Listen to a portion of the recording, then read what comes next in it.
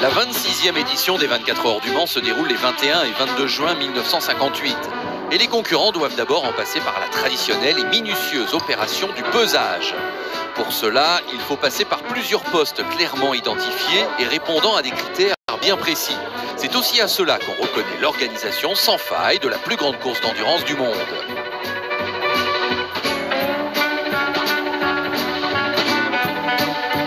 Gros plan sur la Ferrari numéro 17, engagée par le North American Racing Team, une des 11 Ferrari qui sera bien au départ. Il y a 3 250 TR58 officiels, dont la numéro 12, réservée à l'équipage Mike Hawthorne Peter Collins. Rappelons que Ferrari est tombé de haut l'année précédente et que Jaguar est resté sur un triomphe presque absolu avec 4 types D aux 4 premières places. Il y a donc de la revanche dans l'air.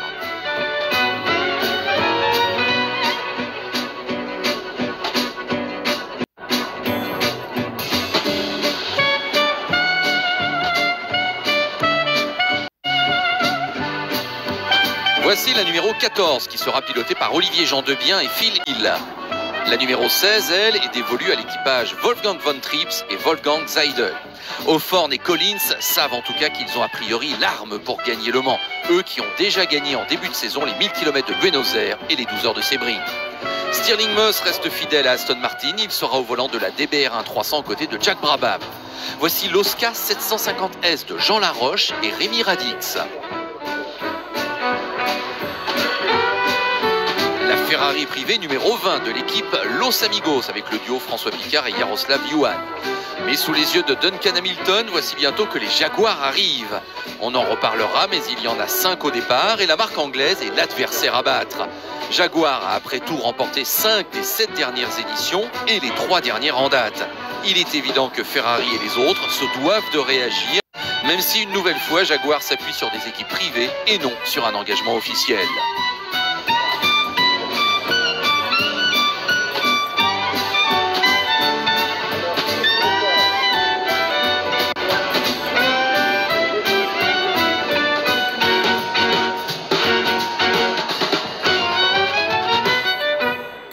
Et nous voici maintenant sur le circuit de la Sarthe, toujours long de 13 km 461. Il y a eu 70 demandes d'engagement. 59 voitures sont autorisées à se présenter aux essais pour 55 places au départ. Au niveau de la réglementation technique, une mesure très importante est désormais en place.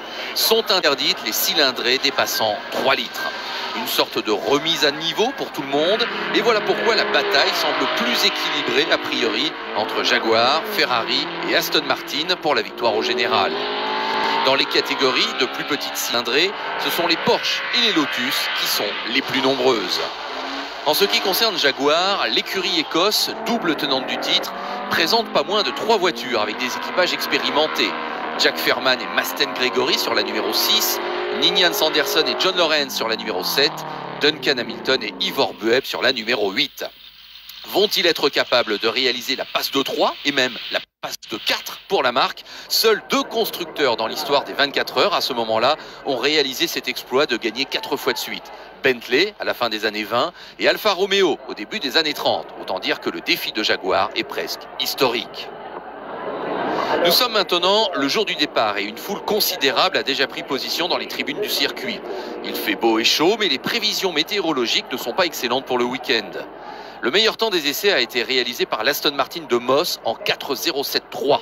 Curieusement, les Jaguars, qui tournaient comme des horloges avec leur grosse mécanique, semblent être plus fragiles avec le nouveau moteur 3 litres.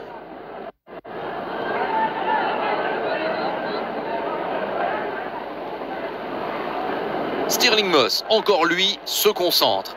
Il est d'habitude le plus prompt à se mettre en action. Le départ va être donné par Paul von Guillaume, le président du Nürburgring. Il est 16h pile et la grande classique de l'endurance est officiellement partie.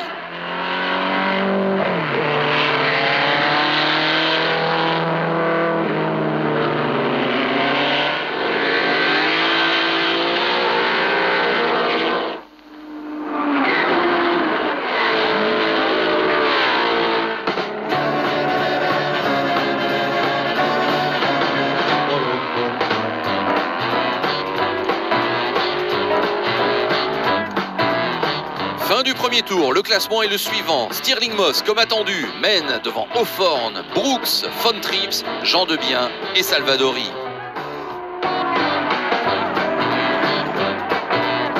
À la fin de la première heure, Moss, déchaîné, a porté son avance à 26 secondes sur Hawthorne, lequel parvient à signer le meilleur tour en course en 4,08. Bientôt, le rythme en tête est tellement élevé qu'il n'y a plus que les 3 premiers à être dans le même tour. Hélas, pour l'équipage Moss-Brabham, la joie sera de courte durée. Après 30 tours parcourus, l'Aston Martin s'arrête à Mulsanne suite à un problème moteur et c'est l'abandon pour cet équipage prestigieux. Du coup, Hawthorne récupère la première place, mais doit s'arrêter longtemps à son stand pour un souci technique. La nouvelle voiture en tête devient la Ferrari numéro 14 d'Olivier Jean Debien et Phil Hill.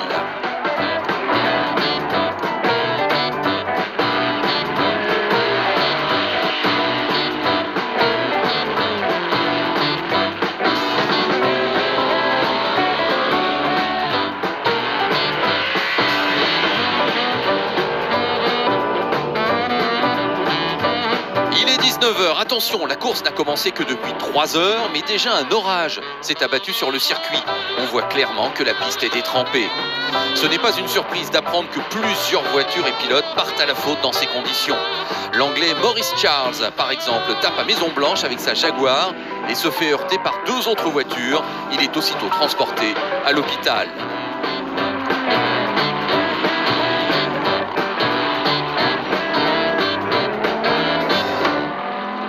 La nuit est en train de tomber et c'est une nouvelle averse monumentale qui donne aux 24 heures du Mans l'apparence d'un authentique cauchemar. Les spectateurs sont obligés de pratiquement s'enfuir pour trouver un abri et sur la piste, les pilotes jouent les acrobates à la limite de l'adhérence.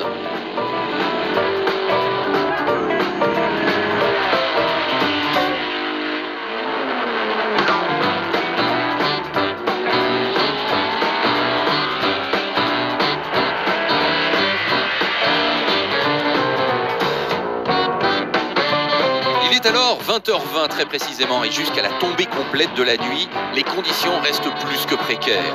On comptabilise une dizaine d'accidents plus ou moins sérieux. Le pire survient un peu après 22h. La Jaguar privée numéro 11, pilotée par un pilote engagé sous le pseudonyme de Mary, mais de son vrai nom Jean-Marie Brussin, sort violemment à la courbe d'un lobe juste après la ligne droite des stands. Le contact avec le talus l'envoie en tonneau et la voiture est alors percutée par la Ferrari de Bruce Kessler. Si Kessler, éjecté de son habitacle, s'en sort avec des coupures et des côtes cassées, il n'en va pas de même de Brussin qui décède quasiment sur le coup.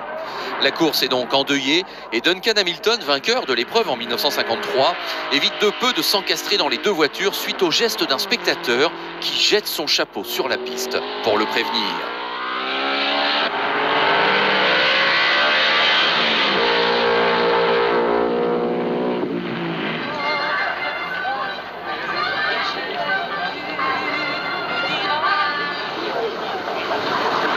Le jour se lève. Comme toujours, les spectateurs qui le désirent ont la possibilité d'assister à un office en plein air, tandis que les voitures continuent de rouler. Le classement est le suivant. Le duo Jean Debien-Hill mène la danse sur Ferrari, devant Hamilton-Webb sur Jaguar, Berra-Herrmann sur Porsche, puis on trouve les 2 frères Whitehead sur Aston Martin et Bart frère sur Porsche également. Après une nuit pluvieuse, tout le monde apprécie de revoir le soleil faire son apparition, ce qui permet sans doute de reprendre quelques forces.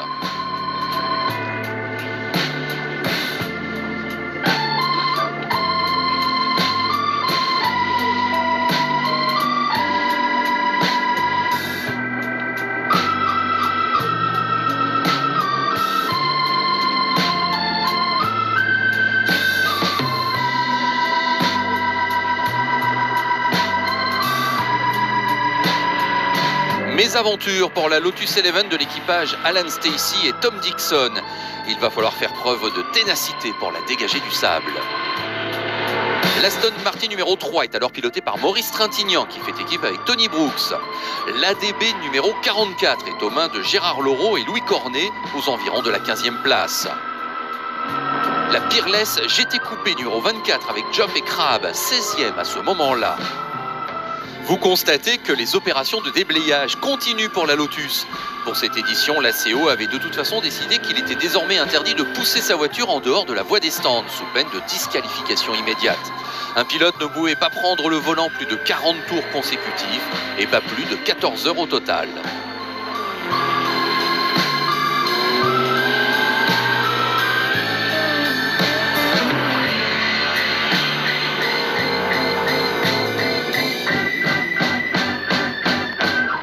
Et l'on retrouve le pauvre Tommy Dixon, toujours embourbé avec sa Lotus Eleven du côté d'Arnage.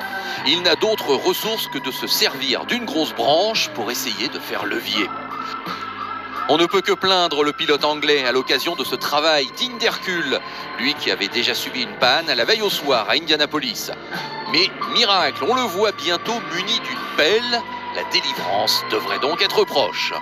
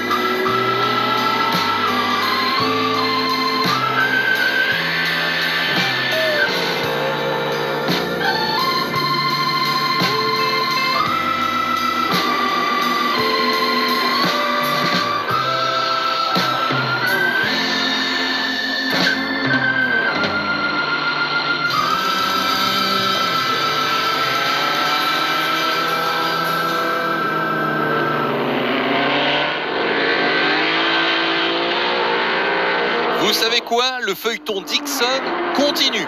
Il va maintenant se servir d'une banderole pour essayer d'égaliser le niveau du sol. Franchement, on commence à avoir pitié de lui, surtout que la pluie menace à nouveau de tomber sur le circuit.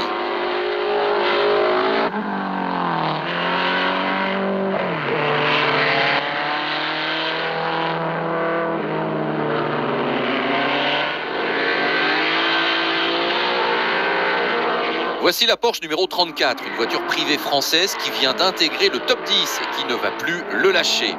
La 53, c'est une Stanghellini 750 Sport qui est elle dans le top 20. La 28, une AC Ace LM Prototype qui est 8e. La 27, une autre AC qui malheureusement pour elle ne sera pas classée à l'arrivée. La Porsche numéro 30 avait déjà renoncé dès la 9e heure suite à un accident. On découvre également l'épave de la Monopole numéro 48 qui n'a pu boucler que 101 tours au total. Et bien sûr notre cher Tom Dixon qui ne renonce pas à sortir sa Lotus de son bac à sable.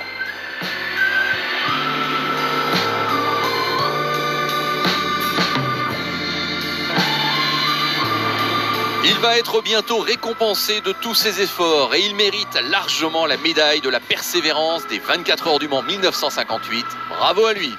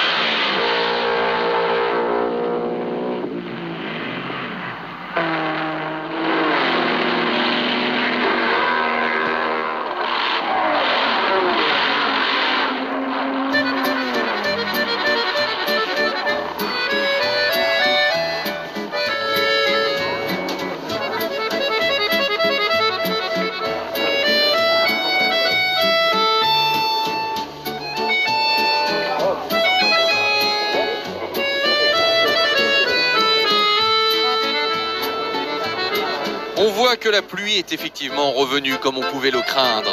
On découvre surtout avec effroi tous les stigmates et toutes les voitures accidentées depuis la veille. En tout, ce seront 15 accidents qui seront recensés et qui auront causé l'abandon de leurs propriétaires.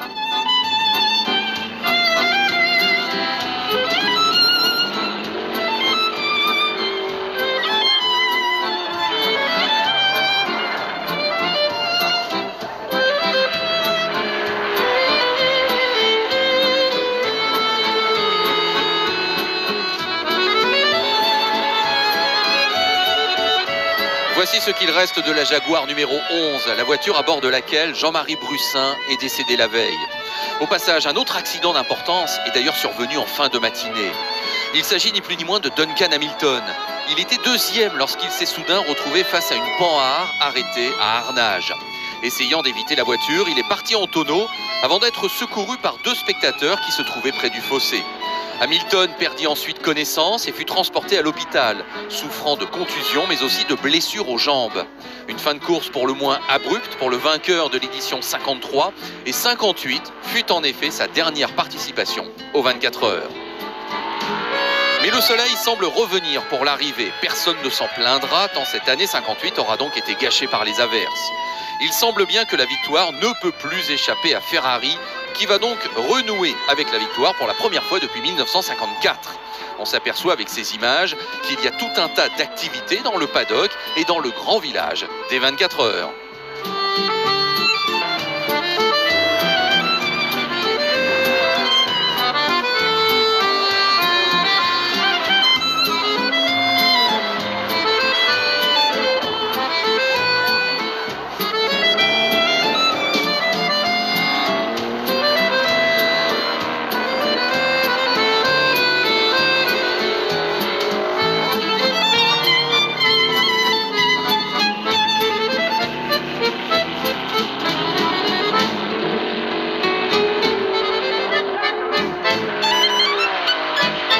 Allez, une fois le déjeuner avalé, il est temps de revenir au circuit avec les dernières minutes de course. La pluie a cessé et c'est sur une piste s'asséchant que l'arrivée se profile. Le classement est le suivant, la Ferrari 250 TR de Jean Debien-Hill possède plus de 10 tours d'avance sur les frères Whitehead et leur Aston Martin DB3S. On trouve ensuite un trio de Porsche avec les équipages Bera-Hermann, puis Bart frère, la troisième étant la Porsche privée du baron de Beaufort associée à Herbert Linge. On trouve ensuite la Ferrari de l'équipe nationale belge et la première AC.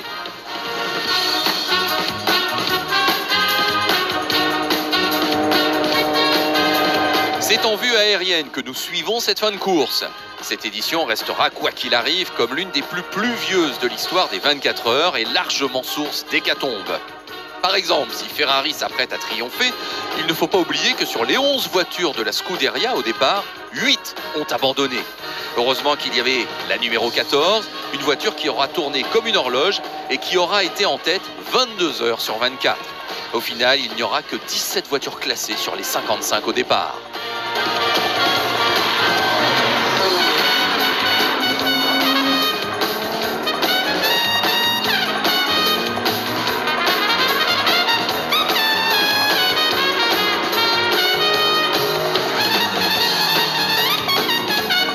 Il est 16h en ce dimanche 22 juin 1958 et c'est l'arrivée de la voiture vainqueur. Magnifique succès pour Ferrari et l'équipage Olivier Gendebien et Phil Hill. Ils ont bouclé 305 tours et finissent avec 12 boucles d'avance sur Peter et Graham Whitehead et une quinzaine sur les 3 Porsche qui complètent le top 5. À l'indice de performance, c'est l'Oscar de De Tomaso et Davis qui sort vainqueur d'un beau duel avec 2 des 3 DB officiels. Olivier Gendebien et Phil Hill, un équipage parfaitement soudé et homogène qui connaîtra d'autres succès au Mans, mais ça, nous le verrons dans d'autres films.